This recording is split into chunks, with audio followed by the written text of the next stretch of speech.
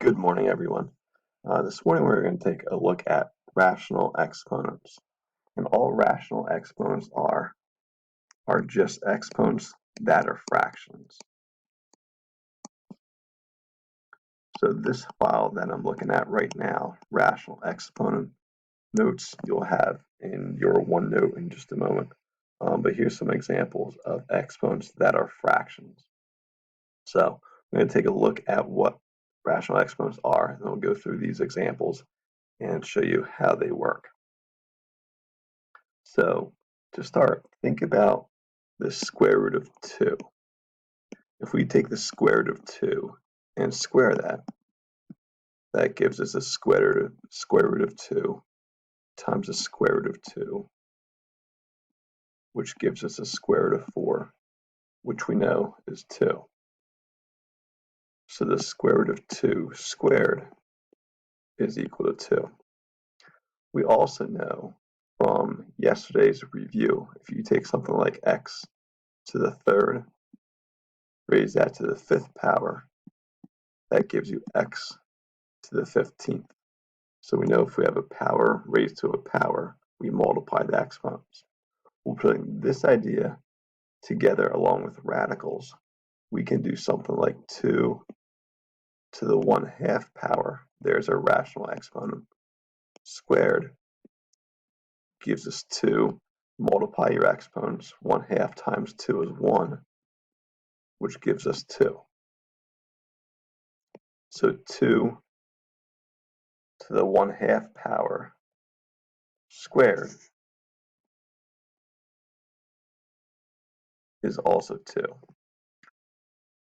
Well, if the square root of 2 squared gives us 2, and 2 to the 1/2 power squared also gives us 2, that means that the square root of 2 and 2 to the 1/2 power are the same thing.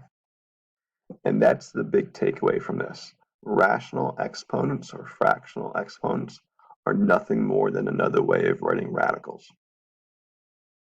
So if you have something like 2, let's do 8 to the 5/3 power. When you rewrite that as a radical, the denominator becomes your index.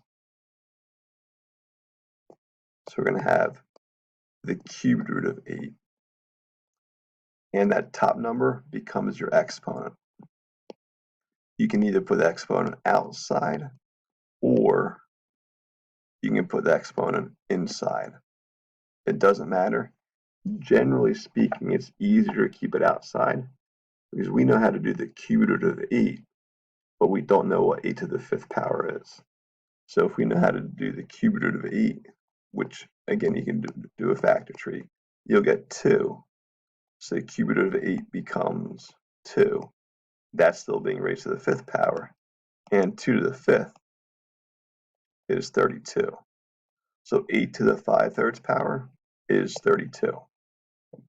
One thing that's going to help a lot with this section is this powers to no file. And here you can go through and fill this out, but you can do, perfect squares, 1 squared, 2 squared, 3 squared, so on and so forth. And I'll complete this and put this on OneNote also. You can fill those rest of those in. But these also are going to be useful to know. It's not so much knowing that 3 to the 3rd is 27, but also recognizing that 27 is 3 to the 3rd. Not knowing that 3 to the 4th is 81, but also knowing that 81 is 3 to the 4th. Those are things that are going to be useful as we go through this section. 81 times 3, 240.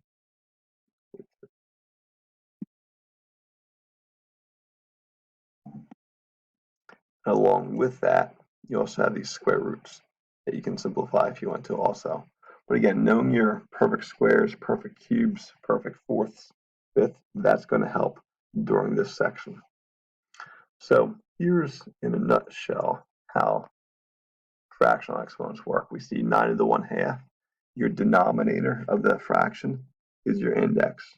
Remember, with square roots, we typically don't write that. And then the exponent, or the exponent, is from the numerator of your fraction. So here's the kind of the formal way of writing it.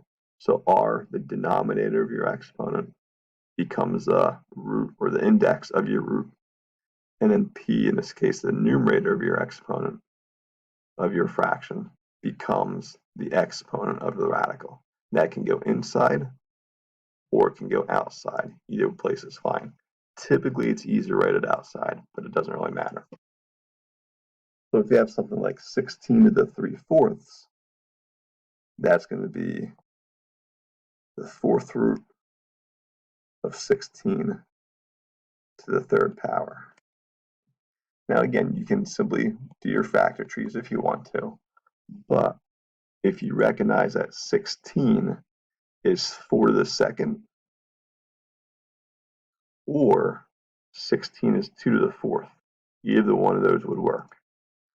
In this case, 2 to the 4th is going to be easier. So we can rewrite this as the 4th. Well, let's do it this way.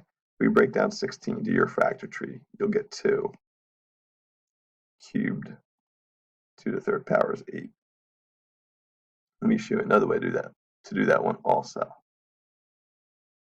So if we have 16 to the 3/4 power, another way to do that without radicals is rewrite 16 as 2 to the 4th, since we know that 16 is 2 to the 4th. Power to power, we multiply our exponents. 3/4 times 4 gives us 3, and 2 to the 3rd power is 8. So there's 2 different ways to do number 1. Either work with radicals, like over here, or keep it in fractional exponent form and replace your 16 with 2 to the 4th.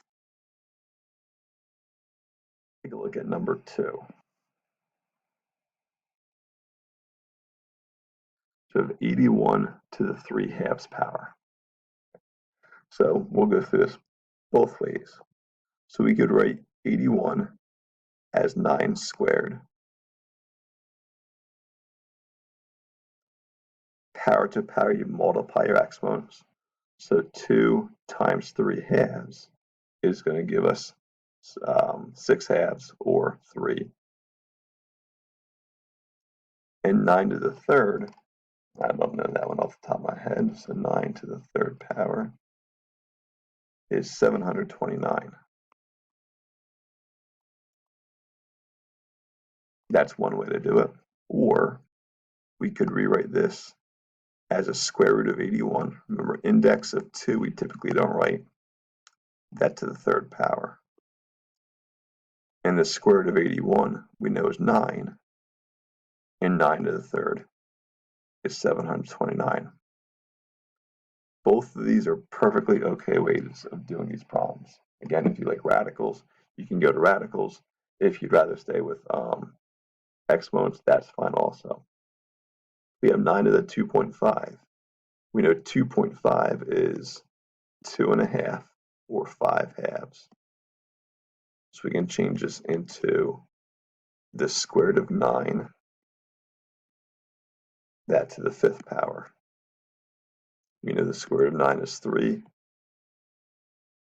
3 to the 5th power, if I get my powers to know, 3 to the 5th is 243. Again, you can simply put that in your calculator also if you'd like to. Again, the other way of doing that is to rewrite 9 to the 5/2. Rewrite your 9 as 3 squared. That to the 5th.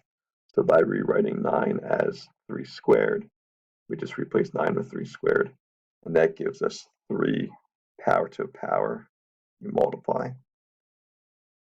And 3 to the 10th, if I put that in my calculator and do 3 to the 10th, That gives me 243.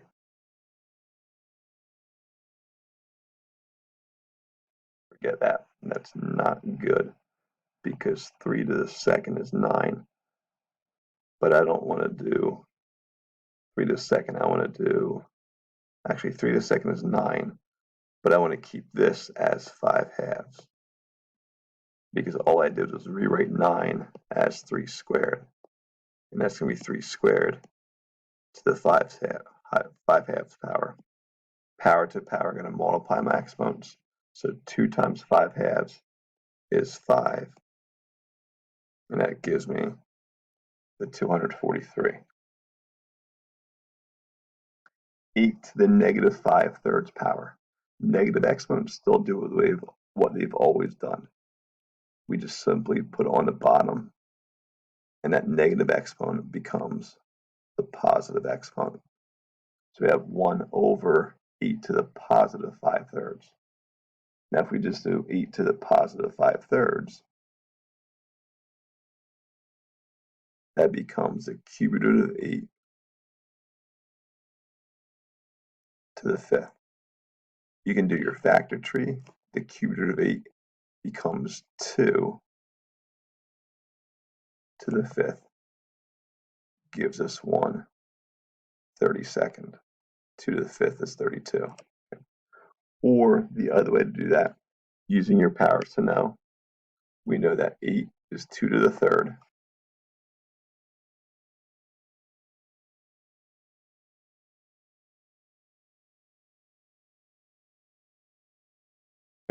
And if we know that 8 is 2 to the 3rd, we can replace this 8 with 2 to the 3rd power raised to the negative 5/3. Power to power, you're going to multiply your exponents. So 3 times negative 5/3 is negative 5. So it gives us 2 to the negative 5th. We can rewrite that as 1 over 2 to the positive 5th. And 2 to the 5th is 32. So you have 1 over 32. Same thing we got to another way. So with these, we have some options. We'll go through these others quickly. So 9 to the 1.5. 1.5 is 1.5 or 3 halves. That gives us a square root of 9 cubed, which gives us 3 cubed, which is 27. Come over here so it's not as cramped. Number 5, 9 to the 1.5.